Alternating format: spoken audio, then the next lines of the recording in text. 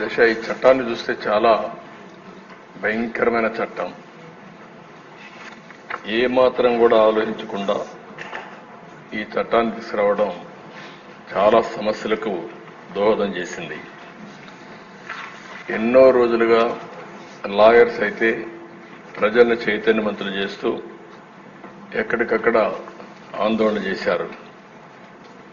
ఈ చట్టం కనుచుంటే పౌరుల ఆస్తి హక్కును మొత్తం మింగేసే పరిస్థితి వస్తుంది. ఇప్పటికే ఆ దిశ రాష్ట్రంలో ఎప్పుడూ లేనంత ఈ భూ వివాదాలు పెరిగిపోయినాయి. చాలా దిక్కండి. ఇప్పుడు నా నియోజకవర్గం కుప్పం నియోజకవర్గంలో చూస్తే ఎప్పుడూ నాకు ఒక్క కంప్లైంట్ కూడా రాలేదు. 40 ఏళ్ల నుంచి నేను అక్కడ సీఎంగా, ముఖ్యమంత్రిగా, ఎమ్మెల్యేగా, ప్రతిపక్ష నాయకుడిగా ఉన్నాను.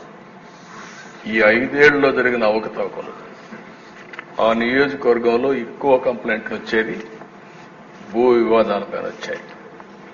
నేను చిన్న చిన్న మీటింగ్లు పెట్టుకొని మాట్లాడేటప్పుడు ఏదైతే 22A ఎవరైనా భూమి ఉంటే దాని పక్కన 22A అని వేసేస్తే అది ప్రభుత్వ భూమి అయిపోతుంది. అక్కడి నుంచి ఎవరైతే సెటిల్మెంట్ చేసుకోవాలనుకుంటారో వీళ్ళందరూ రావడం, నెగోషియేషన్స్ మొదలు పెడతారు. లేకపోతే ఇది గవర్నమెంట్ భూమి అవుతుంది. మనం కానీ ఒప్పుకుంటే, వాళ్ళు ఒప్పుకుంటే దాన్ని ఆటోమేటిక్గా మళ్ళీ ప్రైవేట్ భూమి కింద 22A తీసేసి మళ్ళా ప్రైవేట్ భూమి కింద సెటిల్మెంట్ చేసుకునే పరిస్థితికి వచ్చారు. అధ్యక్ష, టెక్నాలజీ కూడా చాలా ప్రమాదం. నేరస్తుల దగ్గర టెక్నాలజీ ఉంటే మొత్తం మార్చేయడం, రికార్డులు మార్చడం చాలా ఈజీగా అయిపోయే పరిస్థితి వస్తుంది. ఇప్పుడు దానికి తోడు మీరు చూస్తే అధ్యక్ష, ఇటీవల కాలంలో ఇవన్నీ కూడా సెంటిమెంట్స్ ఉంటాయి. భూమి అనేది తరతరాలుగా వారసత్వ ప్రకారం వస్తుంది. మా తాత, మా ముత్తాత ఇచ్చిన భూములు ఇప్పుడు కూడా మాకు వస్తూ ఉంటాయి ఆ కుటుంబానికి.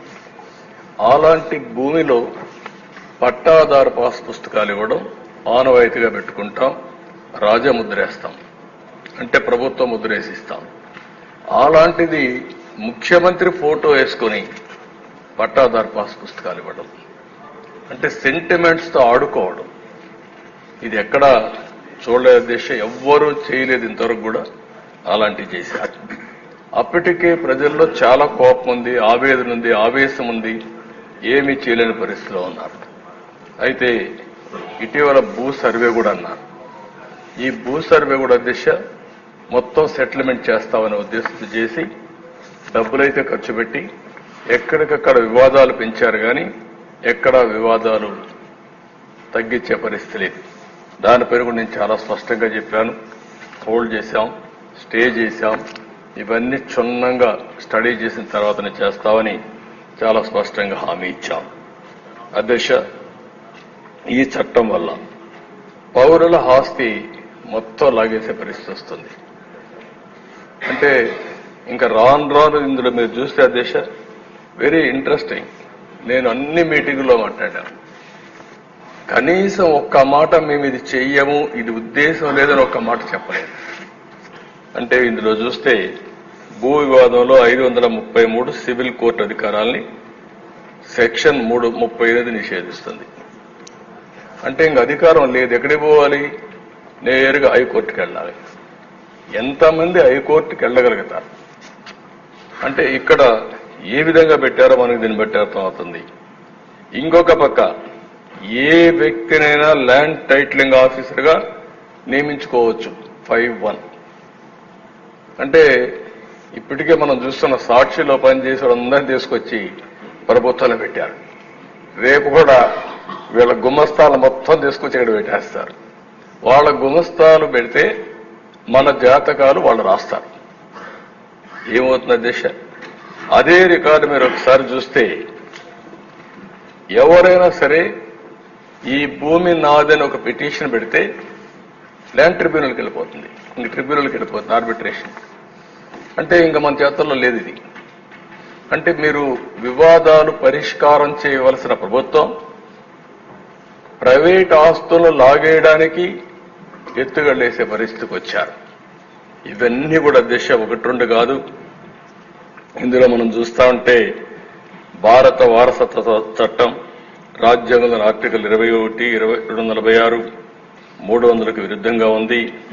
ఇంకో పక్క ఈ సెక్షన్ లో ఉండేటువంటి ఈ చట్టంలో ఉండే సెక్షన్లు 10, 13, 14, 15, 25, 34, 36, 46 రాజ్యాంగ విరుద్ధంగా ఉన్నాయి. ఇవే కాకుండా ఈ చట్టాన్ని అమల్లోకి తెస్తూ జారీ చేసిన జీవో నెంబర్ 512 రహస్యంగా దాచిపెట్టారు. మనం అడిగితే దానికి సమాధానం కూడా చెప్పలేని పరిస్థితి వచ్చారు. ఇలాంటివన్నీ చూసిన తర్వాత దిశ చాలా ప్రమాదకరమైన చట్టం. నేను మిత్రులు పవన్ కళ్యాణ్ గారు కూడా కొన్ని మీటింగుల మీద చాలా స్పష్టంగా హామీ ఇచ్చాం.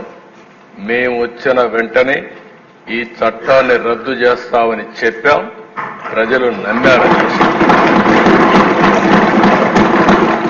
ఎంత భయంకరంగా అంటే దిశ ఒక అభద్రతా భావనకు లోనయ్యారు.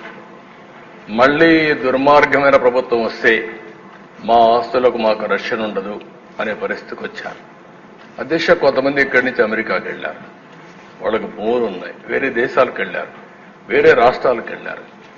వాళ్ళు కానీ ఒక్కొక్కసారి రికార్డులు చెక్ చేసుకోకపోతే రికార్డులు మారిస్తే తర్వాత ఆ భూమి ఆటోమేటిక్గా డీమ్డ్ క్లాసిఫైడ్ చేసేసారు, నోటీసులు కూడా పరు. ఇలాంటి చాలా ఉన్నాయి అధ్యక్ష. ఏది ఏమైనా మేము చెప్పాం, చెప్పిన తర్వాత చాలా స్పష్టంగా హామీ ఇచ్చాం.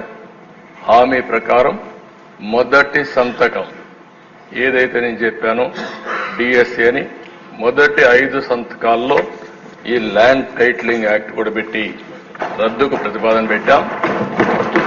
మొదటి కేబినెట్ లో దీన్ని ఆమోదించాం. మొదటి అసెంబ్లీలో దీన్ని మళ్ళా ఈ చట్టాన్ని రద్దు చేయడానికి ఇది ప్రవేశపెట్టాం. ఇది మా చిత్తశుద్ధిని మరొక్కసారి తెలియజేసుకుంటూ